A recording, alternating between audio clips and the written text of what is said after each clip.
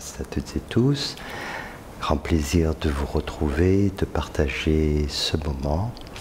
Je vais d'abord répondre à quelques questions qui convergent tous en fait sur le même thème, parce que c'est un thème récurrent et il est important, je vois bien, de l'approfondir. C'est vraiment quelque chose d'important sur le chemin spirituel. Alors, je vais vous lire ce qu'on m'a envoyé. Alors c'est des initiales, c'est PAT, B, donc je ne sais pas exactement. À mon humble avis, je lis, un maître produit systématiquement l'esclave.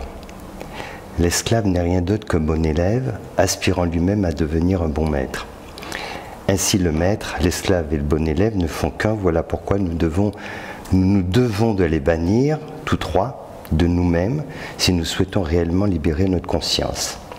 Bien sûr, cela n'est que mon point de vue. Alors, je remercie d'abord cette personne de s'être exprimée de cette façon, parce que je trouve que c'est intéressant. Et derrière ces propos, ça reflète beaucoup d'incompréhension, donc ça me donne l'occasion d'en parler. C'est important. D'abord, il dit à mon humble avis, un maître produit systématiquement l'esclave. Il y a un biais dès le départ. C'est quand on parle de maître et d'esclave. Un maître, c'est un enseignant. Et je ne crois pas qu'en opposition à l'enseignant vient l'esclave. On peut parler d'un élève. Mais c'est un biais que d'utiliser ce terme-là. Si on doit utiliser un terme approprié, on va parler d'un esclavagiste. Quelqu'un, un esclavagiste, c'est très clair. Mais il est tout à fait péjoratif d'utiliser le terme maître pour l'associer à finalement un esclave. Mais en même temps, c'est très révélateur. C'est pour ça que c'est très intéressant, c'est que ça donne l'impression dans cette démarche spirituelle, pour certaines personnes, vues de l'extérieur, que celui qui suit un maître devient un esclave. Donc ça, c'est vraiment très intéressant. C'est d'autant plus intéressant que le rôle de l'enseignant spirituel, c'est de nous libérer de l'esclavage. C'est ça qui est formidable. C'est qu'en fait, c'est tout le contraire. Un enseignant spirituel, qu'en l'occurrence, on peut appeler un maître, son objectif, c'est quoi? C'est en fait, pour celles et ceux qui sont prêts sur ce chemin, de les aider à se libérer du joug de ce maître tyrannique dominateur qui est l'ego. Et du point de vue de notre conscience, nous en sommes vraiment l'esclave.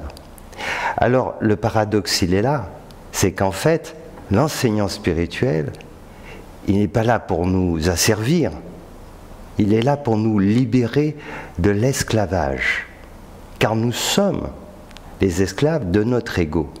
Alors, il ne s'agit pas de vouloir le faire croire, de l'imposer. C'est pas du tout comme ça que ça se passe.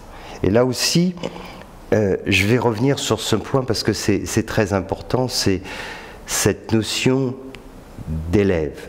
Il y a dans cette approche pour beaucoup de personnes un peu de condescendance quand ils voient des personnes qui sont dans une démarche d'enseignement et qui disent que l'enseignement est important, voire qu'ils ont besoin d'un maître. Alors il y a des personnes qui ont une forme de condescendance en ayant l'impression que ce sont des gens un peu faibles, voire certains aliénés ou manipulés, etc.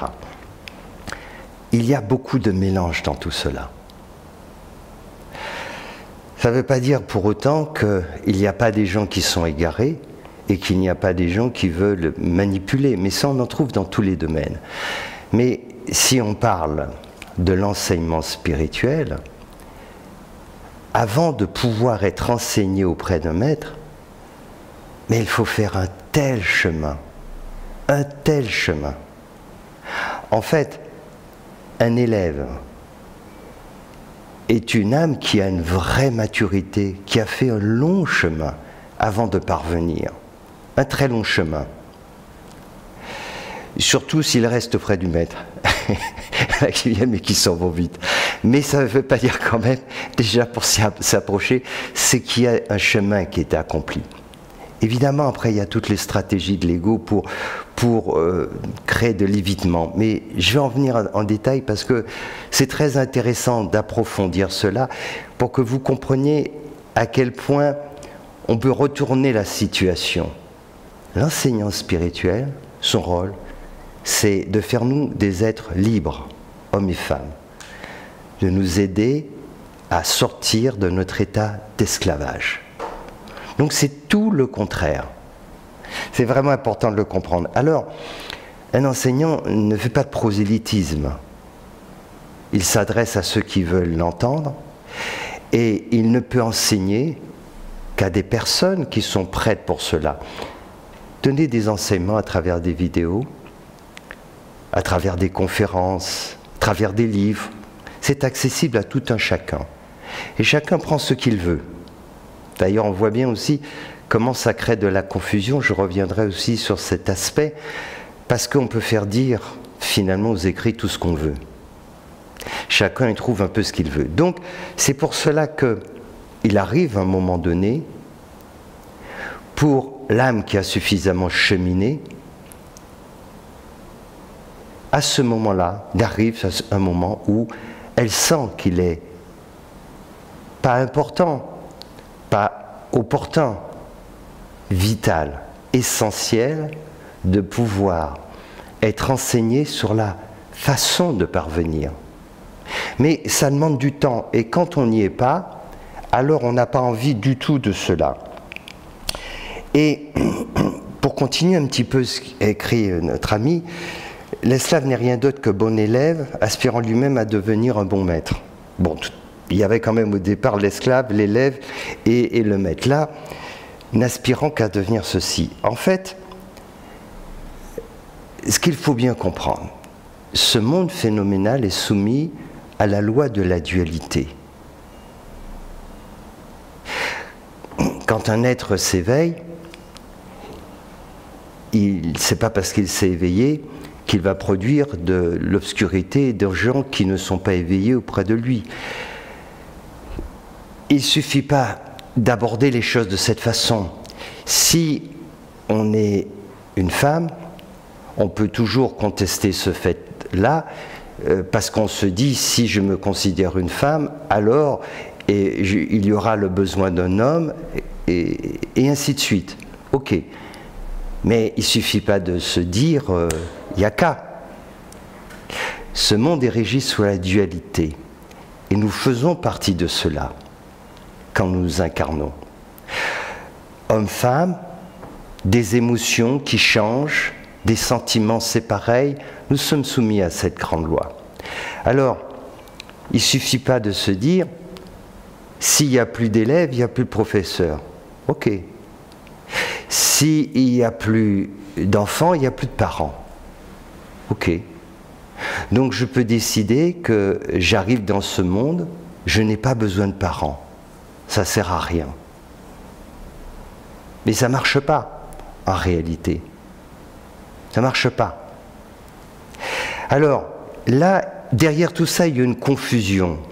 Il y a une confusion qui est de prendre conscience un jour que tout cela part de l'unité. Celle-ci est en rapport, l'unité est en rapport à notre réalité profonde, notre conscience. Mais ce que nous sommes là présentement dans ce monde, ce n'est pas l'unité. Alors, le chemin que nous avons à faire, c'est apprendre à transcender la dualité dans une certaine mesure. Et on peut aller très loin dans cette transcendance. Mais on ne transcende pas en disant « je bannis ». Ça, c'est du refoulement. C'est pas, il ne suffit pas de se dire aujourd'hui il n'y a plus de profs pour décréter qu'on n'en a pas besoin.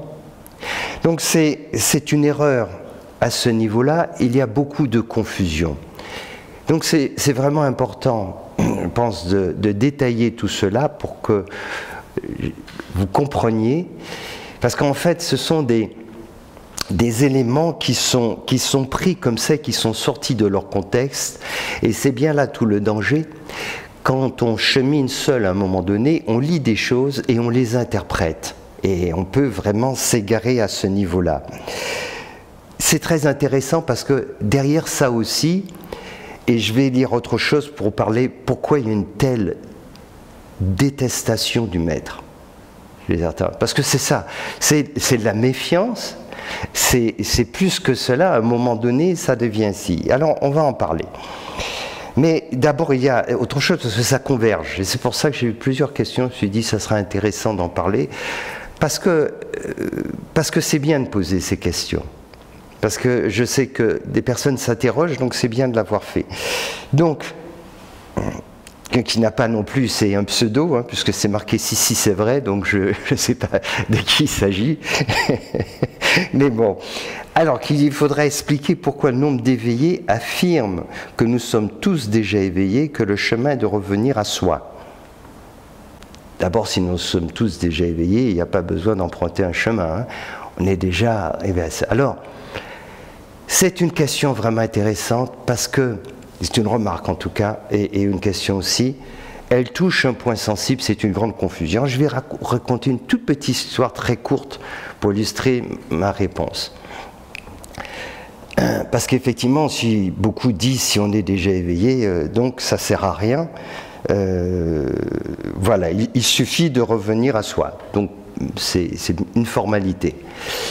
C'est l'histoire en fait de chenilles dans ce monde-là. Et puis, il y a dans ce monde aussi certaines qui sont comme des professeurs et qui instruisent d'autres qui un jour veulent vivre une vraie transformation.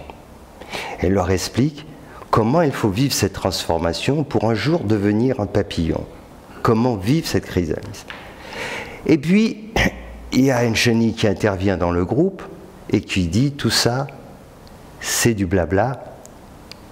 On est tous des papillons. Elle défend son point de vue, elle argumente, on est tous finalement des papillons. D'ailleurs, beaucoup de chenilles qui ont pris leur envol l'ont écrit, l'ont dit, on est tous des papillons. Alors il y a une personne, chenille dedans, qui a dit, ok, alors envole-toi. Montre-nous que tu es un papillon. Vous connaissez la suite de l'histoire. C'est pas envolé. C'est pas envolé. Voilà. C'est pas envolé du tout. Pourquoi? Parce que c'est pas une formalité. Parce qu'il ne faut pas confondre le potentiel et la réalisation de ce potentiel. Et c'est là qu'il y a des erreurs. Quand on va lire dans des livres Ramana Maharshi qui va vous dire « mais tu es le soi », mais il ne s'adresse pas à l'ego, il s'adresse à notre âme. Mais qui l'écoute? L'ego. Et finalement, il y a des personnes qui ne retiennent que cela, en se disant « mais on est tous cela ». Et donc ça donne l'impression que puisqu'on est ça, alors pourquoi se casser la tête? Il suffit de... J'aime beaucoup le « il suffit de ». Il y a qu'à. C'est une formalité. Puisqu'on est le Christ, on est le soi, pourquoi se casser la tête? Je veux dire quelque chose. Dans la façon dont c'est exprimé, il y a une interprétation, une erreur. Quand on lit Ramana Maharishi ou Mahananda Mohi ou des éveillés, ils ne disent pas « nous sommes déjà éveillés », ils disent « nous sommes le soi », ce qui n'est pas la même chose. Ils disent « vous êtes cela, il vous suffit de vous éveiller ». Enfin, ils ne le disent pas dans ces termes-là, mais c'est à l'envers. Et en fait, tu as tout à fait raison, c'est que si on est seul avec les livres, on interprète comme on veut. On peut faire dire aux grands enseignants le contraire de ce qu'ils ont voulu enseigner. Et on va trouver des choses, des phrases, des ceci, et on peut arriver à se convaincre et à convaincre les autres. Sauf que s'il y a quelqu'un d'avisé qui nous dit, comme le chenille, eh bien écoute, envole-toi, ça ne marche pas. Ben, c'est pareil avec un enseignant spirituel. Alors, les gens qui ont fait un certain chemin spirituel, les gens qui ont une maturité, savent reconnaître. Ils sauront, mais comprenez bien, Jésus disait ceux qui ont des yeux pour voir, qu'ils voient. Et pareil pour les oreilles. Cela veut dire que tout le monde n'est pas capable de discerner. Les plus grands maîtres de tous les temps n'ont été vus que par une poignée. Sinon, Jésus ne serait pas mort comme il est mort. Et beaucoup d'autres ont été ignorés de leur vivant. Mais il y a un certain nombre de personnes qui ont des yeux pour voir et des oreilles pour entendre. Et donc, évidemment, c'est pas pareil. Ils savent. Ils savent reconnaître. Alors, c'est pour ça que je ne vais pas rentrer dans l'histoire de dire il y a beaucoup d'éveillés. Moi, je ne sais pas s'il y en a beaucoup. Je n'en rencontre pas comme ça, c'est autant. Mais ceci étant, s'il y a des êtres qui est éveillés qui disent c'est une formalité, il n'y a rien à faire, il suffit qu'à, pas de problème. Alors, comme je dis, si c'est une formalité, depuis la nuit des temps, tous ces enseignements, en fait, sur toutes les latitudes, je ne parle pas des enseignements religieux, je parle vraiment des enseignements spirituels qui nous indiquent comment grandir en conscience. Au final, tout ça, ça ne servira à rien. Alors, pourquoi en fait les choses se passent ainsi? Parce que derrière, il y a toujours le même phénomène. C'est cette méfiance de l'enseignant spirituel. Et ce qui est très intéressant, c'est qu'on ne le retrouve nulle part ailleurs. Nulle part ça n'existe. On ne se méfie pas, on ne va pas dire on n'a pas besoin d'un prof, d'un maître ou d'une maîtresse à l'école. Personne ne dit ça. On ne dit pas on n'en a pas besoin. Personne ne dit ça. Dans tous les domaines professionnels, on a besoin de gens plus expérimentés que nous, qui nous enseignent. Personne ne dit ça ne sert à rien. Dans la musique, dans le sport professionnel. Pourtant, et dans certains domaines, les sportifs professionnels, ce n'est pas des gens qui ont un petit ego. Il est bien plus gros que le ballon dans lequel il tape. Et donc, ce n'est pas rien. Et que se passe-t-il en fait? Pour autant, ils ont besoin de coach, ils ont besoin d'un enseignant. Ils le savent, en tout cas les plus malins, ils le savent bien. Et ce n'est pas les moins bons, ce sont les meilleurs qui le savent. Pourquoi? Parce que quand on commence à faire partie de cette élite professionnelle et tout, d'abord, quand on est seul dans son coin, on est toujours quelqu'un de bon, de formidable. Hein, si on tape le ballon, pour prendre cet exemple, au quartier, il n'y a pas de problème. Mais quand on se retrouve avec, pareil, des gens d'exception, ce qui va faire la différence, c'est le travail, et puis le coach qui saura repérer nos points forts, nos points faibles, etc., pour faire de nous quelqu'un d'excellent. Donc, tous les joueurs professionnels, enfin, les sportifs professionnels le savent. Et même ceux qui ont un ego surdimensionné, ils acceptent quand même, et c'est pas toujours facile pour beaucoup, le coach qui peut les tanner. Pourquoi l'acceptent-ils? Parce que dans cette relation avec le coach en d'autres niveaux, ça peut heurter notre susceptibilité. Et il y en a pour qui c'est difficile, mais ce qu'ils veulent, c'est briller, c'est être au-dessus, c'est être le premier sur le podium. Et si le coach peut les aider à cela, alors on va accepter quelques remontrances, etc. Si le coach peut nous aider, pour que ce grand jour de la victoire, on puisse dire, regardez, c'est moi, c'est un tel, c'est ceci, je suis le grand champion, etc. Et qu'est-ce qu'il y a derrière cela? Parce que c'est très important. C'est que dans tous ces domaines, ça ne pose pas de problème, parce que l'ego n'est pas en danger. Au contraire, si quelqu'un vous aide à devenir le meilleur, il va vous aider à fortifier votre ego. Et d'ailleurs, bien souvent, ça s'est vu après, il y en a certains qui oublient le coach qui les a aidés. On peut dire, ouais, bon, On m'a aidé un petit peu comme ça, mais en fait, c'est moi. C'est bien mon nom, il est marqué, le numéro, c'est moi. J'entre dans l'histoire. Voilà. C'est mon travail, c'est mon talent, c'est comme ça. Donc, comprenez bien, c'est vraiment important de réaliser cela. C'est quoi le dénominateur commun? C'est que l'ego n'est pas en danger. Le seul contexte où l'ego est en danger, c'est dans l'enseignement spirituel. C'est pour ça qu'il y a autant de réserves. Réserve, c'est un euphémisme. C'est plus que cela, il y a du rejet. Et beaucoup ne se rendent pas compte pourquoi cette méfiance, ce truc. Mais elle est normale. Parce qu'auprès d'un enseignant spirituel, eh ben, on ne vient pas pour fortifier son ego. Il va nous aider à nous en débarrasser.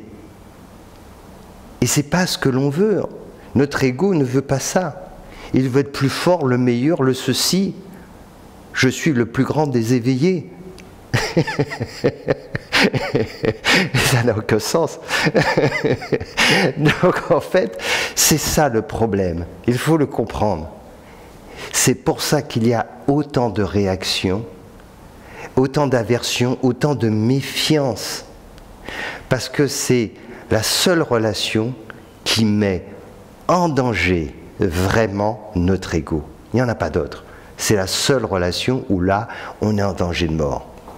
Tout à l'heure, la personne qui avait posé la question, qui parlait de l'élève, de l'esclave et du maître, disait que l'élève voulait à son tour devenir un maître. Pourquoi on retrouve si souvent cette projection, comme si les personnes qui voulaient s'éveiller voulaient devenir maîtres pour avoir un pouvoir, et pourquoi aussi cette projection sur les éveillés, puisque s'ils se sont éveillés, c'est pour être libres, c'est pas dans une ambition de pouvoir. On retrouve beaucoup cette projection qui aurait ce désir d'avoir cette position de maître et de dominer les autres. Parce que c'est une perception de l'ego. On a l'impression, maître, on a le pouvoir, on a ceci, mais tout ça, c'est une vision de l'ego. L'enseignant spirituel, on peut le comparer à l'esclave. Et en fait, c'est le dernier des serviteurs. C'est le larbin des larbins des larbins, en réalité. C'est ça qu'il faut comprendre. L'enseignant spirituel est au service, totalement. Toute sa vie est dédiée aux autres. Il est au service. Il ne s'occupe pas de lui, en réalité. C'est pour ça que on n'a pas envie de ce job. Personne n'en veut, en réalité. Personne n'en veut.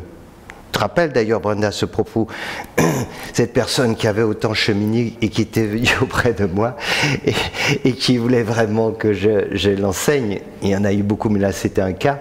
Et quand je lui expliquais vraiment qu'est-ce que c'était qu'un maître, que c'était le serviteur des serviteurs, ça a plus donné envie. Et beaucoup de gens n'ont pas envie. C'est pour ça qu'il n'y a personne pour faire ce job en réalité. Parce que c'est de ça qu'il s'agit. Donc, c'est une vision totalement erronée. En fait, quand on parvient à ce processus d'éveil, alors on n'est plus dans ce raisonnement au niveau de l'ego. C'est notre nature spirituelle qui se révèle. Et elle fait ce qu'elle a à faire. Si notre rôle, c'est d'enseigner, on enseigne. Si notre rôle c'est de se taire, on se tait. Si notre rôle c'est de nous installer dans une grotte et méditer pendant 20 ans, on s'installe dans une grotte, on médite pendant 20 ans. Si notre rôle c'est de prendre le balai et puis de balayer la cour tous les jours, eh bien on le fait. Et c'est aussi simple que cela. Il n'y a pas de recherche de reconnaissance, de gratitude, de ceci. Tout est donné quand on s'éveille. Voilà. On pourrait dire peut-être une chose quand même, c'est que la chose la plus difficile, c'est quand même si la vie nous dit maintenant, il te faut enseigner un peu. Parce que c'est plus facile de prendre le balai, être tranquille, de s'occuper du jardin, des roses, de faire des choses comme ça, que d'enseigner parce que c'est tellement difficile. Vous voyez, je viens d'en parler un peu.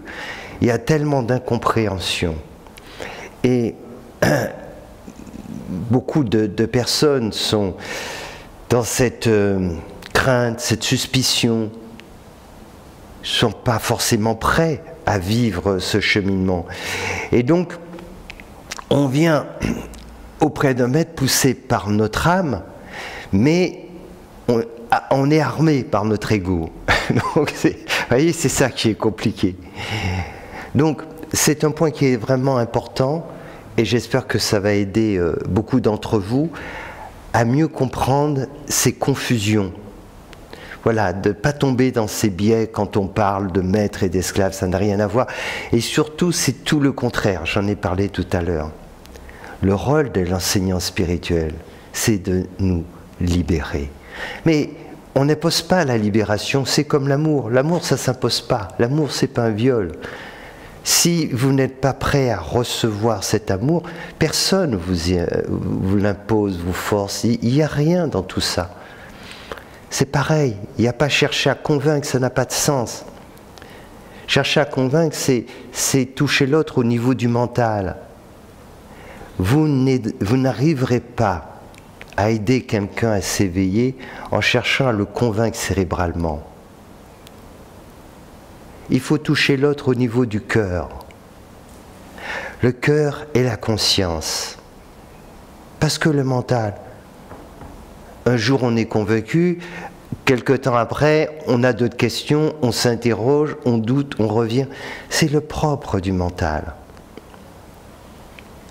Donc, ça va au-delà, et c'est pour ça que cet enseignement ne peut être transmis qu'après une certaine maturité. Il faut un cheminement spirituel. Et c'est pour ça, et je reviens aussi sur ce point qui est important que j'ai parlé. Il faut vraiment cesser de considérer les gens qui font cette démarche spirituelle comme des gens cinglés, comme des gens naïfs, comme des gens un peu faibles, qui n'arriveraient pas à y arriver tout seuls. Vous savez, on n'est pas simplé, on n'est pas naïf, si un jour, alors qu'on est déjà bien expérimenté, et qu'on a franchi pas mal de montagnes, de se dire, je veux atteindre le sommet de l'Everest, mais pour ça, je vais chercher un très bon guide. C'est pas stupide de se dire ça. Par contre, ça peut être un peu présomptueux de se dire je vais le faire tout seul. Voilà, donc ça c'est très important parce qu'il y a une tendance, parce qu'il y a une confusion. Et cette confusion, elle est entretenue. Et je comprends beaucoup des gens qui sont dans cette confusion, parce qu'elle est entretenue par des clichés. Les clichés sont les suivants. On nous parle de maîtres spirituels, on parle de gourous, donc des gens qui sont dans une approche de ce terme péjoratif, c'est-à-dire des gens, des manipulateurs, etc. Et puis on montre des personnes qui sont paumées, qui se sont égarées, etc. Et donc voilà l'impression que des gens ont de l'extérieur. L'enseignant spirituel, c'est un manipulateur. Et puis les personnes qui suivent ces enseignements, c'est des gens égarés, qui ont des problèmes, ceci, cela, etc. Voilà. Évidemment, ce sont des clichés. Ce sont des choses qui existent, mais qui n'ont rien à voir avec le cheminement spirituel.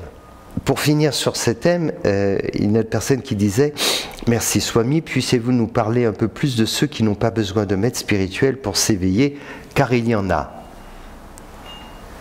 Moi, on m'a dit aussi qu'il paraît qu'il y avait des bébés qui n'avaient pas besoin de parents pour grandir. J'en ai jamais rencontré.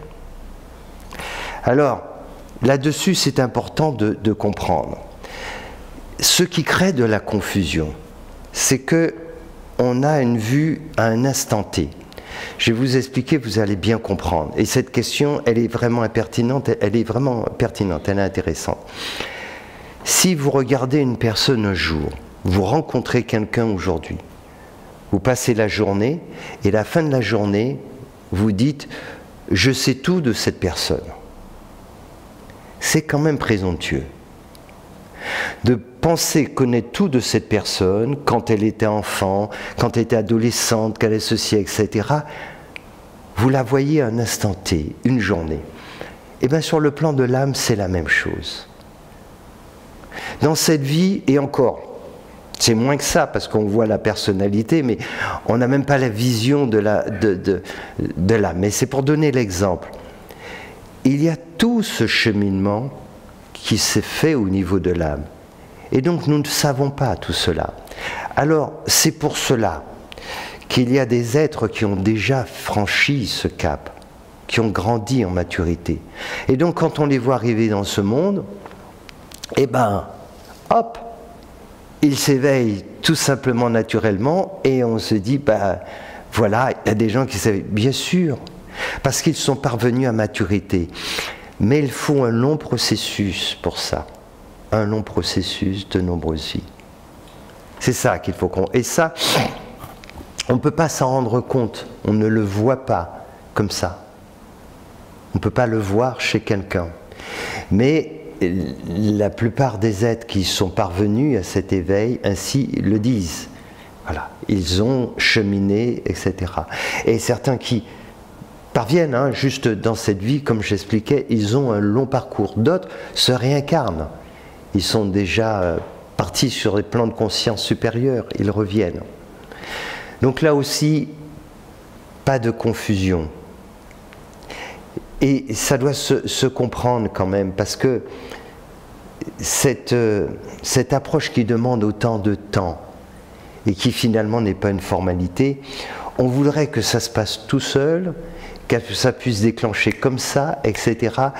Derrière tout ça, pour finir sur le sujet, j'attire votre attention sur le fait que l'ego sait pertinemment que sur le chemin spirituel, le danger absolu, c'est l'enseignant. C'est ça. Donc il va tout faire pour l'esquiver. Tout. C'est aussi simple que cela. Voilà. Donc toutes les stratégies vont être développées, etc., même de façon inconsciente, hein, c'est souvent comme ça, pour éviter cela, parce que quand on en arrive là, eh ben voilà. Et c'est pour ça que il y a finalement peu de personnes, hein, c'est pyramidal, hein, il y a beaucoup de gens qui à un moment s'intéressent, mais qui veulent garder le contrôle, la maîtrise, et puis il y en a beaucoup moins qui parviennent à un stade où ils comprennent qu'il faut passer à autre chose. Et ces gens-là ne sont pas des gens faibles, c'est des gens qui peuvent faire leur vie, qui peuvent travailler d'une famille, enfin ça n'a rien à voir, c'est un choix intelligent, un choix conscient, lucide. Voilà. Donc je pense que c'était important de parler de ce sujet, parce qu'il revient régulièrement et il y a beaucoup d'interrogations, de confusion. S'il y a des questions sur cette remarque de Gaël qui dit « Ceux qui veulent le job n'ont pas compris ce qu'est un éveillé, ils sont encore dans ce monde de pouvoir et ne sont pas dans le cœur ». Oui, puis c'est bien compréhensible, parce que c'est juste, on essaie toujours de ramener à quelque chose que l'on connaît en fait. On essaye de s'imaginer, c'est comme quand on parle de détachement. Quand on n'a jamais fait l'expérience, alors on pense à l'indifférence. Mais l'indifférence, ça n'a rien à voir. Donc c'est pour ça que, vu de l'extérieur, ça peut donner cette apparence, et surtout si on ne voit pas forcément des vrais enseignants spirituels. Si on en côtoie vraiment ceux qui vouent leur vie, hein, qui passent leur temps dans cet enseignement et qui sont au service des uns et des autres, alors on réalise que leur truc, c'est pas de se faire servir, c'est pas la gloriole, c'est pas tout ça. Et que si on reste auprès d'un enseignant spirituel, on réalise que son souci, c'est pas lui, c'est les autres. Donc, voilà. Rien de tel que de côtoyer pour se rendre compte vraiment de quoi il s'agit. Question de Fatima au sujet de l'ego. Elle demande comment provoquer notre ego pour le mettre réellement en danger, pour être enfin libre.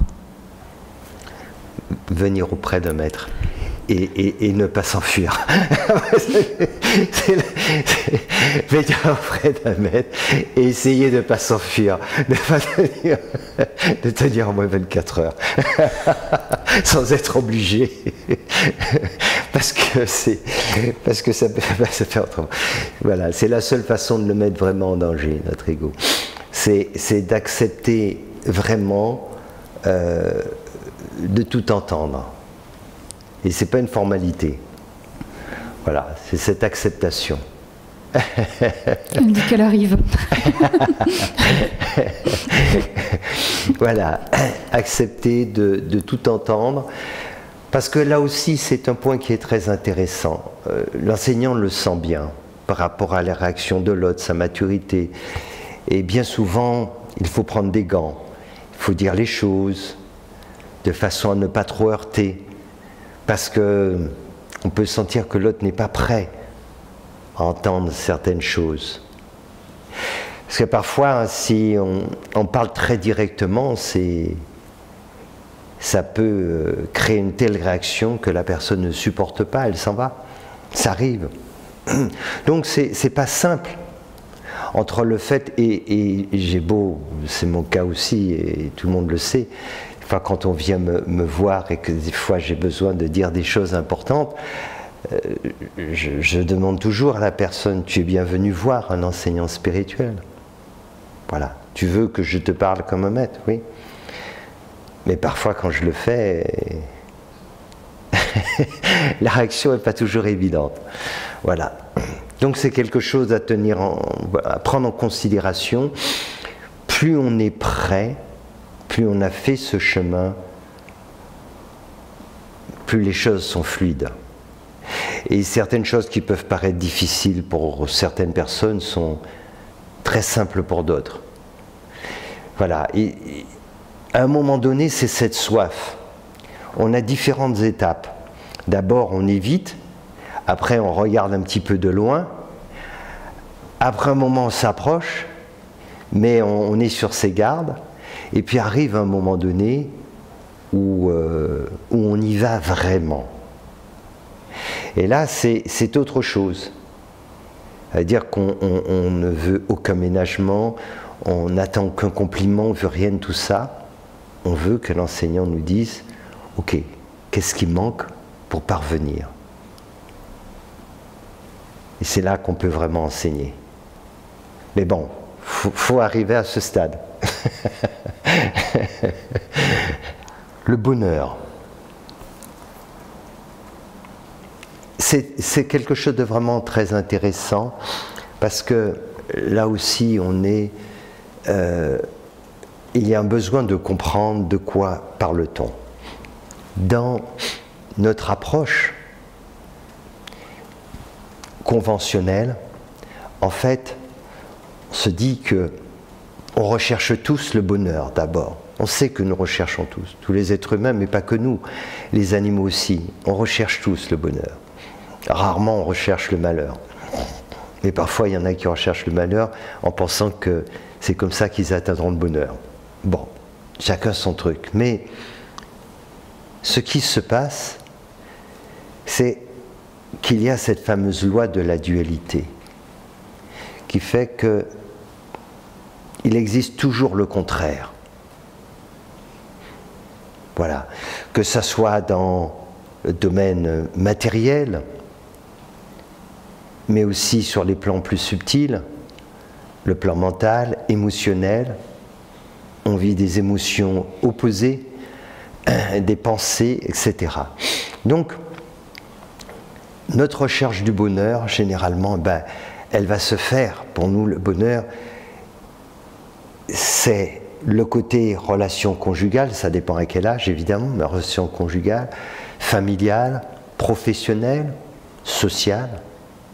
Et donc, on tâche de trouver pas seulement notre équilibre, mais ce qui va être le plus satisfaisant pour nous et qui va nous procurer ce qu'on va appeler le bonheur, qui est, du point de vue un bien-être, qui peut être intense, mais qui est toujours passager, même s'il peut durer plus longtemps pour certaines personnes. Alors, ce qui se passe, c'est que on expérimente donc tout cela et on peut trouver effectivement de grandes satisfactions dans la relation de couple et à des moments se dire « waouh, c'est le bonheur ». Dans ce cas-là, il faut faire la photo vite. Mais une fois qu'elle est faite, et une fois qu'elle est faite, on a saisi l'instant. Après, qu'est-ce qui se passe? Et tout est ainsi. On est dans un monde en mouvement. Tout bouge, tout change. Nos besoins d'hier ne sont pas forcément ceux d'aujourd'hui, et ceux d'aujourd'hui ne seront pas forcément ceux de demain. Et pour l'autre, c'est pareil. Alors comment est-ce qu'on va faire? C'est pour ça que ce qui semblait nous faire notre bonheur à un moment donné peut commencer à poser question à un autre moment, et voir à un autre moment, ça devient notre problème, pour ne pas dire notre malheur. La personne qui était censée nous apporter tout ce bonheur du monde devient la cause de nos malheurs. Le travail extraordinaire qu'on voulait avoir, après, une fois qu'on l'a eu, pour certains se révèle un job insupportable, etc., etc. Mais ce n'est pas toujours forcément comme ça. Et il y a des fois où ça semble plutôt bien fonctionner quand même. Mais quand on atteint quand même une certaine durabilité, on réalise aussi qu'il y a quelque chose qui manque, de la profondeur, qu'il y a une insatisfaction. Alors c'est aussi quelque chose, j'en parlais la dernière fois, qui est difficile à expliquer. Parce que si vous êtes dans une très bonne relation conjugale, familiale, professionnelle, c'est difficile à dire aux personnes qui vous entourent, oui, mais pour autant, il me manque quelque chose. Ça peut faire réagir autour de soi, et on va dire, mais attends, tu as tout ce que tu veux, etc., c'est quoi que ça? En fait, on recherche quelque chose de plus profond, quelque chose de durable. Et c'est pour ça que, à cette question, je réponds oui, ce bonheur, il existe vraiment, mais pas là où on le cherche, ni de la façon dont on le cherche. Parce que ce que nous appelons le bonheur, c'est le côté pile. Le côté face, c'est le malheur. Et on ne peut pas les dissocier. C'est ainsi, c'est le monde de la dualité. Et c'est pour ça que si on mise tout sur cette recherche du bonheur à travers l'objet des sens, à travers nos relations, alors on va forcément être dépité et tout cela disparaît un jour. Alors ce bonheur, moi je dis qu'il existe, mais il n'est pas manifesté dans ce monde. Ce bonheur, ce n'est pas nos sens qui nous le procurent. Ce n'est pas les relations amicales, même si elles sont formidables, ni la relation conjugale, même si elle nous semble parfaite, harmonieuse, ni familiale, même si on estime avoir des enfants voilà, formidables, ou des parents, pareil, ça se passe très bien. Ce bonheur, en fait, que l'on recherche, c'est celui que seule notre conscience peut nous procurer.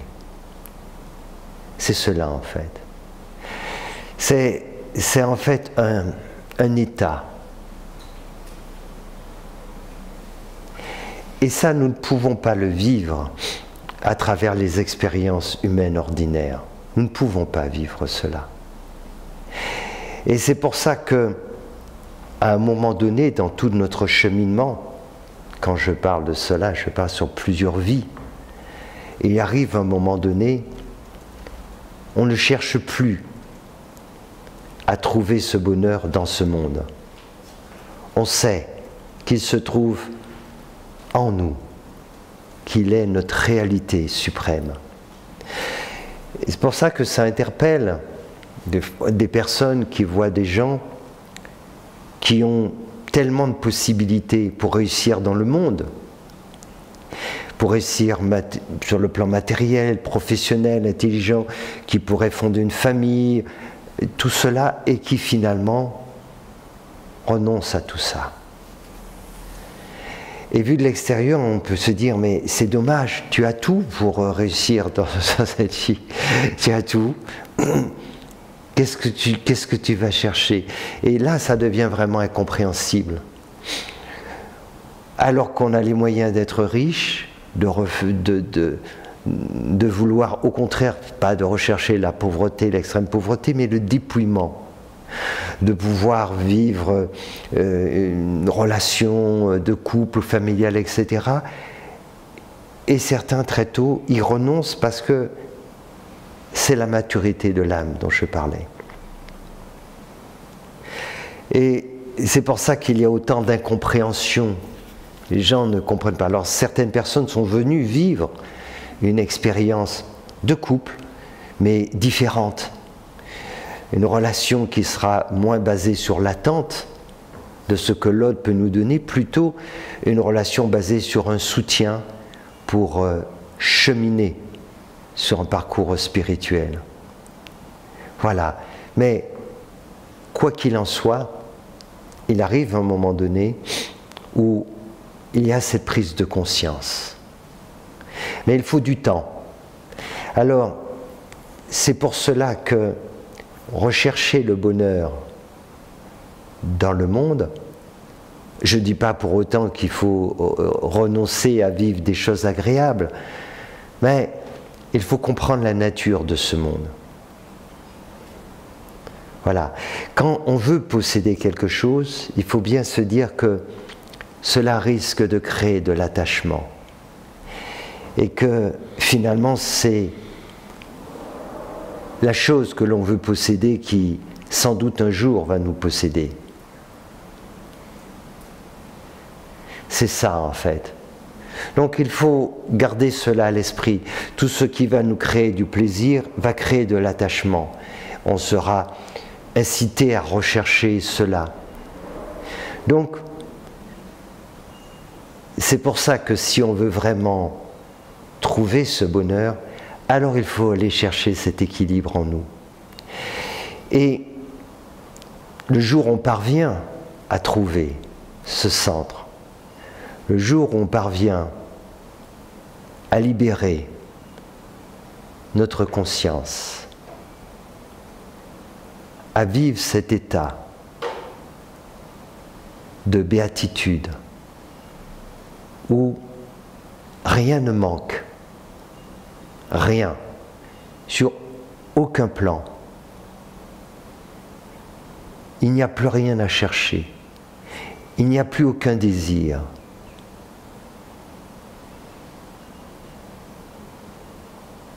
Alors à ce moment-là, c'est tellement différent. Parce que, évidemment, on est libéré de tous ces phénomènes d'attraction dans ce monde. L'argent, côté matériel, tous ces plaisirs, c'est la libération. Et on peut vivre dans ce monde, mais c'est tellement mieux de vivre dans ce monde quand on n'y est pas attaché, quand on n'est pas dépendant, quand on marche à pas léger, quand on n'a pas l'idée de posséder quoi que ce soit. C'est pas le problème d'être propriétaire ou pas, c'est dans la tête. Quand on a conscience que on ne possède rien dans ce monde et on n'a pas envie, on ne cherche pas. Parce que À un certain stade, ce monde, on sait qu'on l'a créé. Mais c'est notre conscience qui l'a créé, pas le personnage qui est à l'intérieur. Notre conscience possède ce monde, l'a créé. Il n'y a pas de richesse qui ne lui appartient pas. Aucune richesse dans ce monde ne peut échapper à notre conscience. C'est elle qui a tout créé. Mais quand on parvient à ce stade, il n'y a pas d'illusion, il n'y a pas de confusion. Ce n'est pas le personnage. Celui-là, il fait partie de la création. Mais quand on est dans cet état de conscience, alors, la seule difficulté, c'est d'en sortir. Parce que cet état de béatitude nous fait en fait réaliser qu'on a besoin de tellement peu de choses, de rien. Et c'est pour ça qu'on peut rester là, comme certaines personnes ont pu vivre ces expériences auprès d'éveillés qui restent là dans le silence, à méditer, qui rentrent en extase. Et qu'y a-t-il à dire? Chaque mot va amoindrir une expérience qui est inqualifiable. Alors, si on veut faire l'expérience de ce bonheur suprême, ce n'est pas qu'il faut rejeter les choses de ce monde, mais garder à l'esprit ce dont j'ai parlé, cette fameuse loi de la dualité, et de savoir que c'est toujours comme ça, et chacun avec son expérience peut le savoir. On veut des enfants, c'est formidable, mais après on s'aperçoit que c'est aussi beaucoup de problèmes. C'est comme ça, ce n'est pas que du bonheur. On aime bien cette expression, c'est que du bonheur. Mais il faudrait que tout s'arrête là. Parce qu'après, ça peut devenir que des galères. Donc, c'est ainsi. Tout cela est fluctuant. Alors, si on prend du recul avec tout ça, parce qu'on peut se poser la question, mais comment faire? Écoutez cette petite voix intérieure et qui nous dit, c'est l'expérience que tu dois vivre. Et si c'est l'expérience que nous devons vivre, alors on la vit, les yeux ouverts, mais pas dans la naïveté. Et en tâchant d'englober l'ensemble. Voilà, si on veut justement parvenir à transcender cette dualité, de comprendre que il y a un côté pile, il y a un côté face. Et moins le côté pile aura d'attraction sur nous, et moins le côté face aura d'impact aussi sur nous. Ça aussi c'est important. D'autant que parfois le côté pile qui crée beaucoup d'attraction, pour un être qui s'élève en conscience, verra les choses différemment. Et le côté face qui peut sembler très sombre, peut être au contraire une grande opportunité d'élévation. D'où l'importance de cultiver aussi ce discernement, ce détachement. Autant de qualités d'ailleurs qu'on va vraiment travailler de façon très précise pour la nouvelle année qui vient, avec notamment toutes les personnes qui se sont inscrites, qui sont devenues adhérents. Il y aura des choses qui seront ouvertes à tout le monde, mais spécifiquement, on va faire aussi un travail bien soutenu, parce que c'est de ça qu'il s'agit. Il faut mettre en pratique, et effectivement, on ne peut pas dire le détachement, ça se fait comme ça. Le discernement, vous voyez, tout ce dont on parlait en première partie, c'est le discernement. C'est de ne pas mélanger tout cela. Brenda, je crois qu'il y a une question. Oui, il y a une question de Magali qui demande « Qu'en est-il de ceux qui n'ont rien ou qui sont en survie chaque jour ?» de ceux qui n'ont rien, qui sont en survie chaque jour. Ça dépend ce qu'on entend par là. Je vois tellement de gens en survie. Je dirais même pas qu'ils sont en survie. Si j'ai employé le terme de Jésus, qui disait « laisse les morts enterrer leurs morts », et dirait que ces gens ne sont pas en survie, ne sont pas en vie. Alors, je comprends derrière la question qui est posée, mais ce qui peut nous paraître des fois un vrai problème peut s'avérer la solution sur un autre plan. Donc, là encore, ça dépend. Pas répondre de façon généraliste comme cela, mais chaque situation que l'on vit, chaque épreuve est source d'enseignement. Il faut tâcher de le comprendre. Mais il ne faut pas se fier aux apparences. Les gens qui vivent des situations où tout va bien sur le plan matériel, relationnel, etc., ce n'est pas forcément une bonne nouvelle au niveau de l'âme. Ce n'est pas forcément quelque chose de bien. Parce que dans ce cas-là, pourquoi s'intéresser à ces choses existentielles? Quel intérêt? On s'en fiche. Et pour autant, c'est essentiel. Mais on n'en a aucun intérêt. Donc il faut qu'il se produise des phénomènes, des choses qui nous amènent finalement à un moment donné à nous intéresser à cela. Alors, il y a un postulat sur lequel j'insiste, je dis, malgré tout ça, avec Père Magali, il est intéressant à un moment donné c'est une histoire de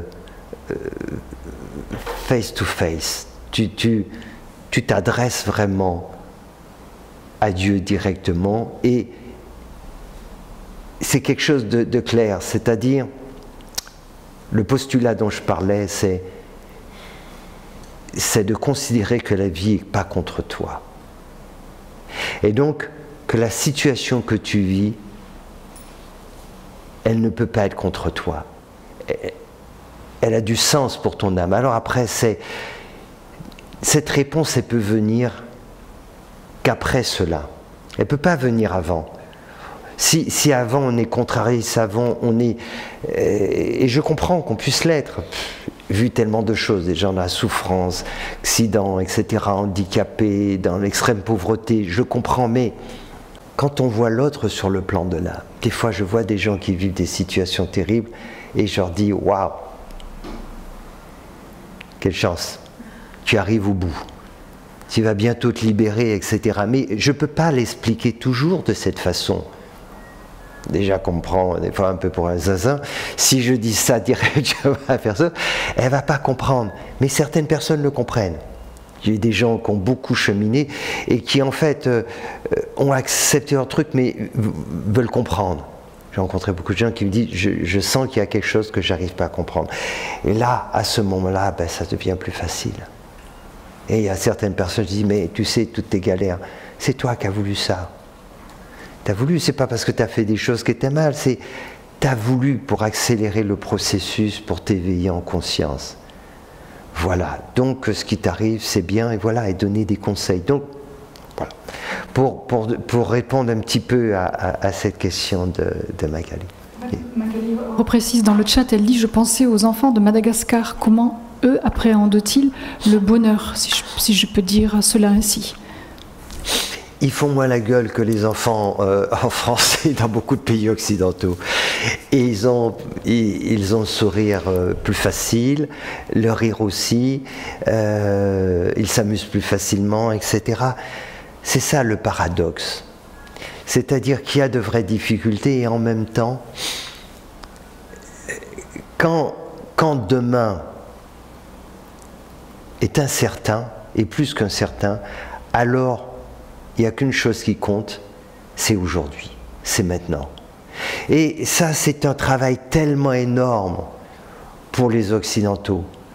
l'instant présent, le moment, on est tellement focalisé, dans 6 mois de ceci, on est tellement dans la projection, on travaille déjà pour notre retraite, pour ceci, pour cela. Mais quand tout cela n'existe pas, parce que vous ne pouvez pas prévoir tous les exemples. Gali, justement, c'est très bien d'avoir posé cette question. Vous n'êtes pas en train de vous dire, je vais en parler pour chaque chose. Ok, on va faire des courses et on va prévoir pour la semaine. Et on va mettre au réfrigérateur, mais il n'y a pas de réfrigérateur. Et puis on n'a pas d'argent pour payer pour la semaine, encore moins pour le mois. On va prendre nos caddies et on va faire les courses pour le mois. Et puis il n'y a pas ça. On travaille pour se dire, est-ce que j'aurai l'argent pour manger aujourd'hui? Voilà, on se nourrit pour ça. Et ensuite, chaque jour, on essaye d'avoir ce qu'il faut pour se nourrir. Voilà la réalité. Alors, cette réalité, elle est brutale sur un certain plan. Mais d'un autre côté, il y a des choses que l'on voit extraordinaires. Ça serait complètement ridicule, moi, d'aller expliquer à ces personnes là-bas, je vais vous parler de l'instant présent. De quoi ils parlent? Vous voyez ce que je veux dire? Quand je parle du futur, de l'avenir, ça c'est plus compliqué. Parler de l'avenir et tout, oui, c'est compliqué. On n'arrive pas à se projeter.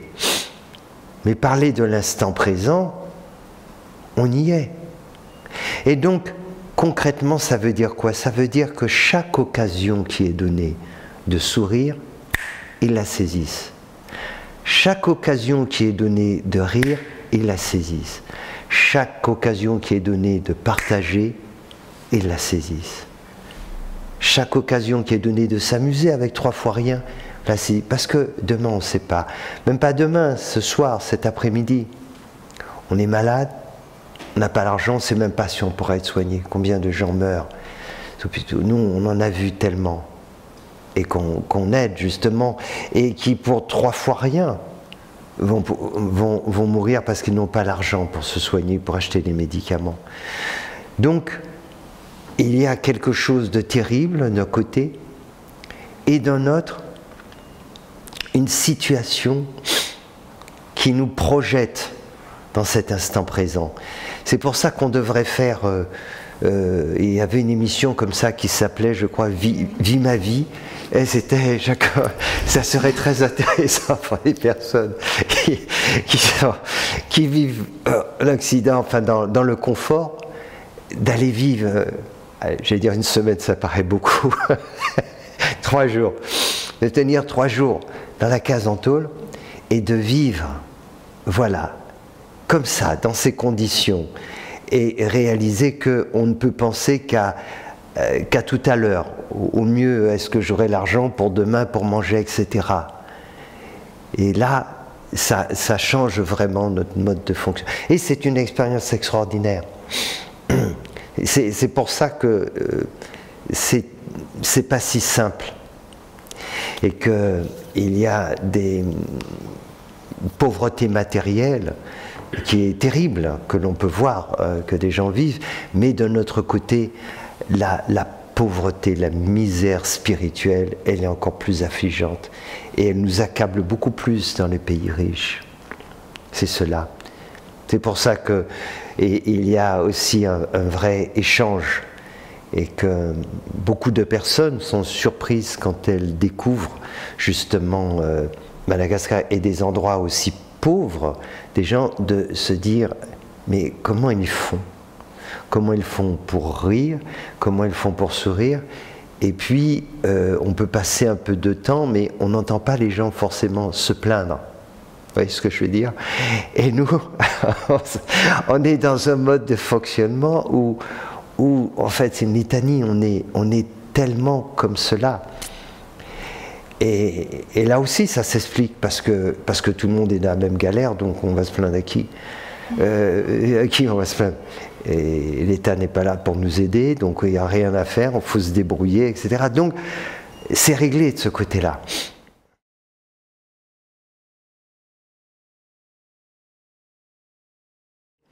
généralement on est dans un état d'agitation, souvent. On a dit pas de quiétude, mais d'inquiétude. En fait, tout dépend comment ça se passe. Si ça dépend comment notre état d'esprit, tout est là. Voilà.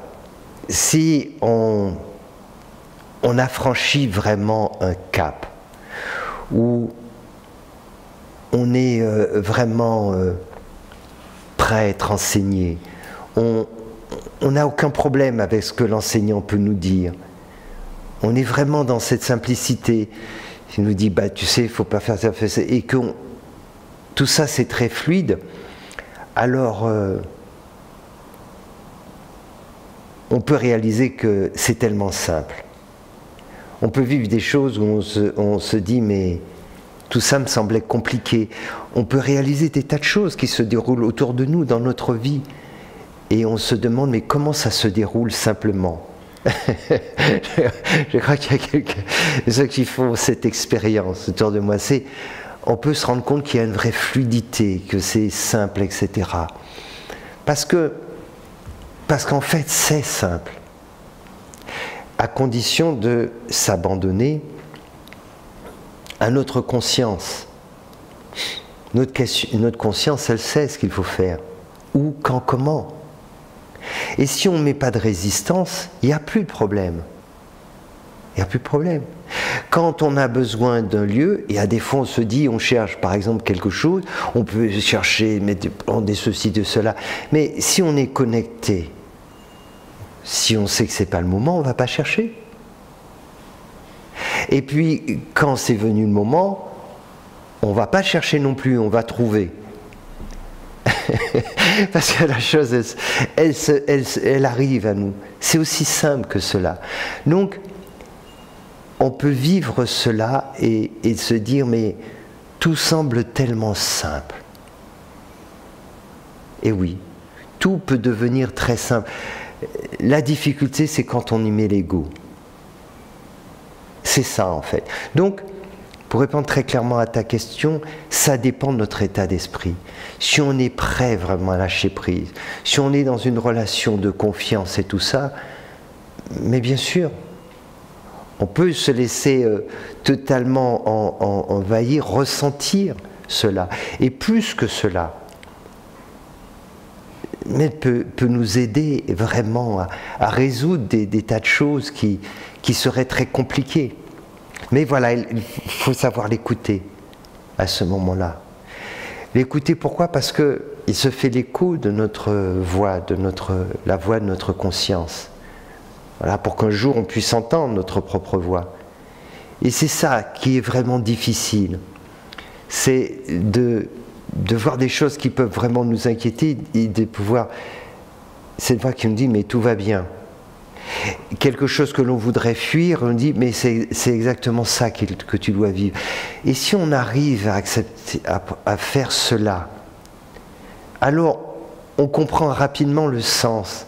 On voit que ça a du sens, qu'il se passe quelque chose. Mais c'est notre résistance qui pose ce problème. Donc on peut vraiment vivre cela, mais si on vient avec notre ego bien comme ça, alors ça va être difficile. On va créer de la confrontation, puisque sans cesse l'enseignant nous dira, mais tu sais, c'est pas comme ça qu'il faudrait faire. Alors que sinon c'est tellement simple. Et là on est vraiment enseigné, parce qu'on comprend que l'enseignant, il va dans ce sens, c'est-à-dire que au fond, il ne fait rien. Il laisse faire.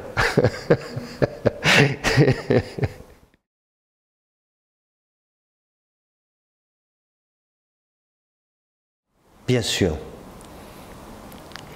Alors, la première chose, enfin, il y a à la fois des dénominateurs communs et puis il y a des choses spécifiques à chaque personne. Vraiment garder ça à l'esprit. C'est-à-dire la sadhana, ce qu'on appelle justement cette discipline spirituelle. Elle ne sera pas la même pour un tel ou un tel. On peut avoir un tronc commun, un dénominateur commun, des choses pour tout le monde. Et puis, pour certaines personnes, par rapport à leur maturité spirituelle, ils devront faire certaines choses que d'autres n'auront pas à faire. Ils ont des voies différentes, mais pour venir vraiment auprès d'un sien, comme tu as dit, auprès de moi, c'est d'être vraiment à l'écoute. Vraiment à l'écoute et ensuite mettre en pratique. C'est essentiel de mettre en pratique parce que j'entends beaucoup de personnes à qui mes enseignements font écho et qui disent voilà, j'adhère, etc. Mais ce qui est important, c'est de le mettre en pratique. Parce que quand on le met en pratique, alors il se passe quelque chose qui obligatoirement amène de nouvelles questions, nouvelles interrogations. Mais quand il n'y en a pas sur le sujet, souvent c'est que ça n'a pas été mis en pratique. On adhère intellectuellement, mais on ne rend pas tout cela vivant. Et ce n'est pas théorique. Le détachement, ça doit se vivre. La bienveillance, ça se vit complètement au quotidien. L'empathie, la compassion. Donc, ce dont il faut parler après, c'est une difficulté. Et d'en parler de façon très claire. C'est pour ça d'ailleurs, tu vois, j'ai répondu à ces questions au départ. Les gens qui s'interrogent sur l'opportunité du maître, ou voire plus que cela. Parce que c'est normal de s'interroger. Et puis il y a des choses qu'on n'arrive pas à vivre. On peut même être en rejet. Donc, il faut être honnête. Cette honnêteté, elle est vraiment importante. Il ne faut pas se raconter des histoires, il ne faut pas se raconter bla. Parce que si on n'est pas honnête avec soi-même, ça complique le rôle du maître. Ça le complique parce que si on n'est pas honnête, on va cacher, refouler des choses. Et donc, ça veut dire que c'est à l'enseignant de dire oui, mais tu dis avoir réglé ça, mais quand même, regarde bien, etc. Alors que si on fait ce travail sur soi, c'est plus facile. Et là, l'approche devient même différente. Quand on est dans ce travail d'honnêteté, alors on facilite le travail. En disant, ouais, c'est vrai, mais je vais te dire comment tu peux régler ça. Je vais te dire comment tu peux faire. Parce que on a la volonté de le faire.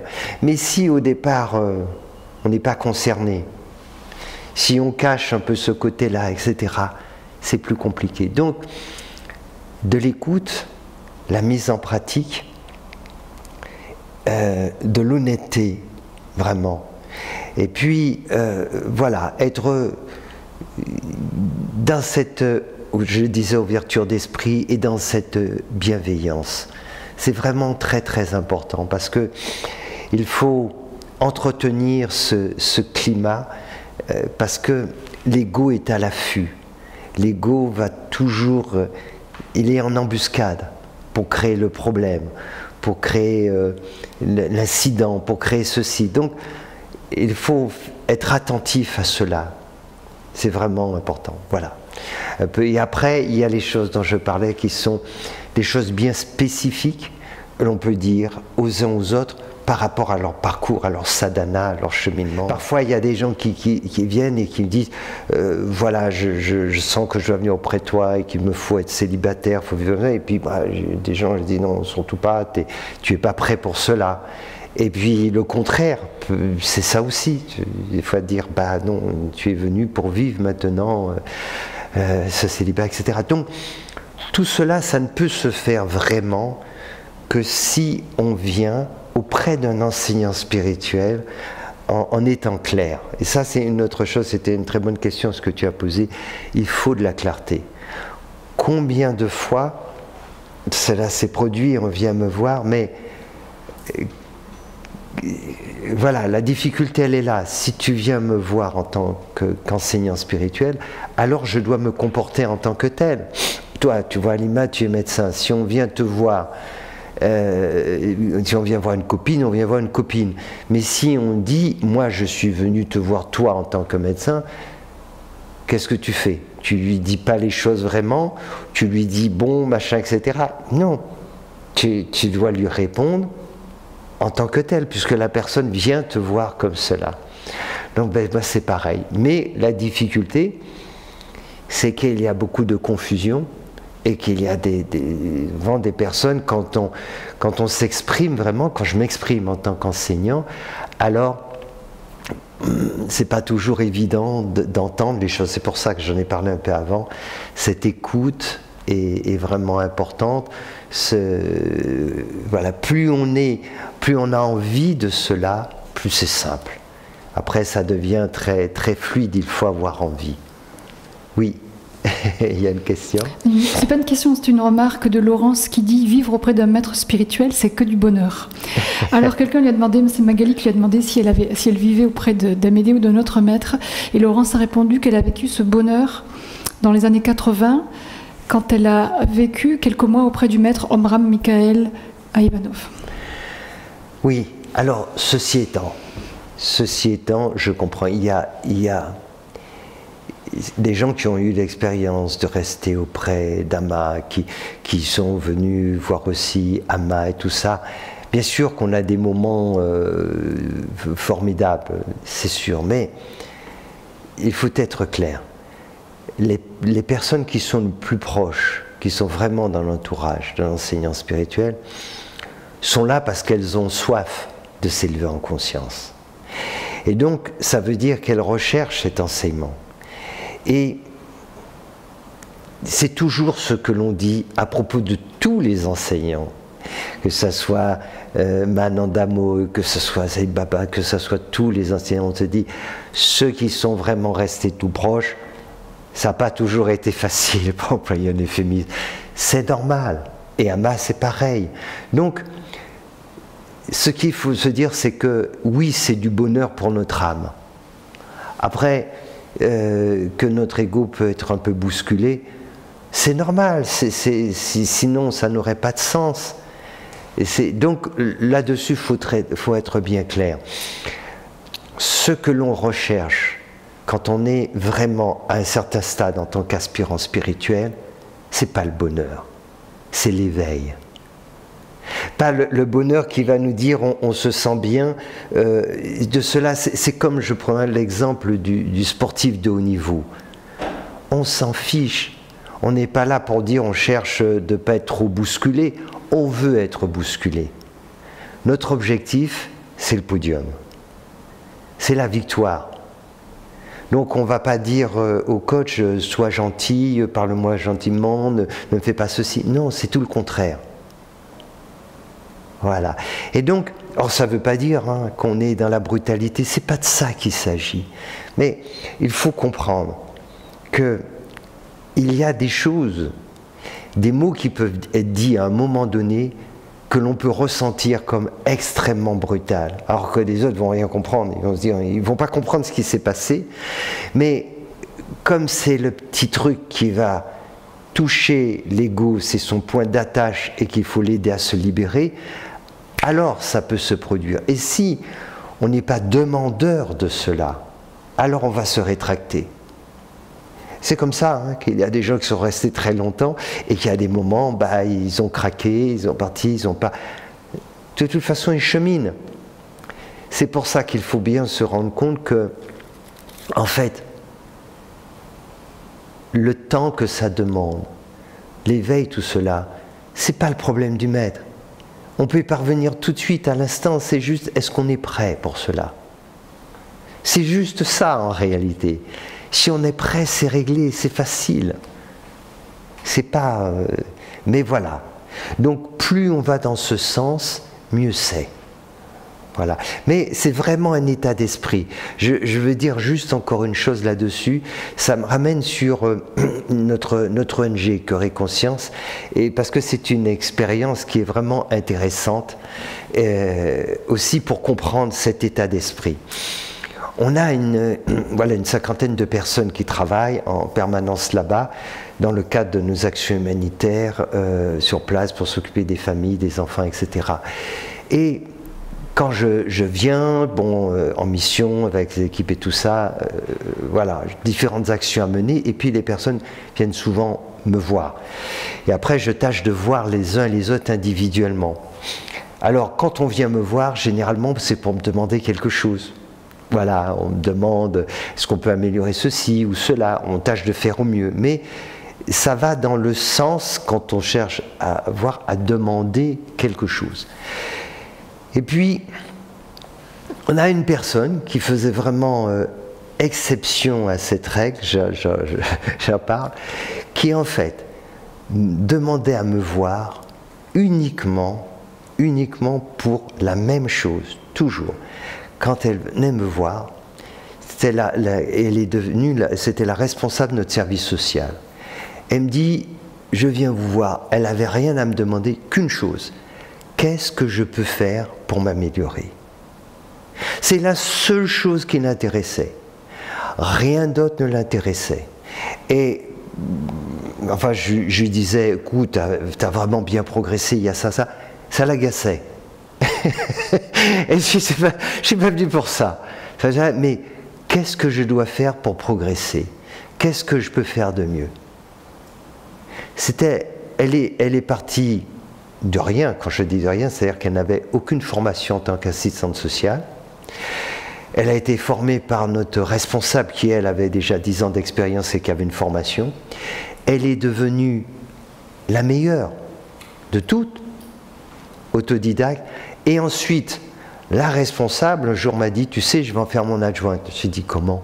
Je ne savais pas, c'était au tout début, avant qu'elle vienne me voir directement pour me demander qu'est-ce qu'elle pouvait faire de mieux. Et en fait, elle est devenue son adjointe, et après, quand elle est partie, elle est devenue la responsable. Et quand elle venait me voir, parce que c'est moi qui lui ai dit qu'elle pouvait devenir responsable, elle m'a dit, je ne serai jamais capable. J'ai dit, mais si, tu es capable. Elle me dit, mais moi, je ne serai jamais capable. J'ai dit, mais c'est parce que tu crois que tu n'en es pas capable, et je sais que tu ne veux pas de cette position, et c'est parce que tu n'en veux pas que tu es la mieux placée pour faire cela. Et en fait, elle a dit, ok, mais sa condition, c'était qu'à chaque fois, elle vient me voir, quand elle vient me voir, pour me demander qu'est-ce qu'elle doit faire de mieux. Elle a appris tellement de choses, et c'est devenu la meilleure. Voilà, en disant tout ça pour dire que cet exemple, on peut le transposer parfaitement dans le domaine spirituel. C'est tellement simple. Quand on vient me voir et pour me dire, et je le dis, mais c'est pas pour autant qu'ensuite on vient me voir dans cette démarche, je l'ai déjà dit pourtant, mais c'est ça. Si on vient me voir pour dire, ok, qu'est-ce que je peux faire pour m'améliorer? Et qu'il y a une vraie envie, parce que imaginez ce que ça fait. Moi je peux vous dire en face, quand vous voyez quelqu'un qui vient et qui est dans une totale sincérité, parce que c'est étrange pour moi aussi de vivre cette situation. J'ai pas l'habitude. J'ai pas l'habitude. Et de dire à la personne aussi ce qui va bien, et qui vraiment dit, mais ça m'intéresse pas. Comment je peux m'améliorer? Ah ben là, c'est autre chose. Là, on franchit un palier. Et là, on peut y aller, on peut vraiment y aller. Ouais. Tout ça pour vous dire que, voilà, de notre état d'esprit, dépend la relation que l'on aura avec le maître. Et il y a des personnes qui sont restées très longtemps près d'un enseignant spirituel et qui ont toujours vu le maître comme étant d'une extrême douceur et gentillesse. C'est pas forcément un bon signe. Parce que, en fait,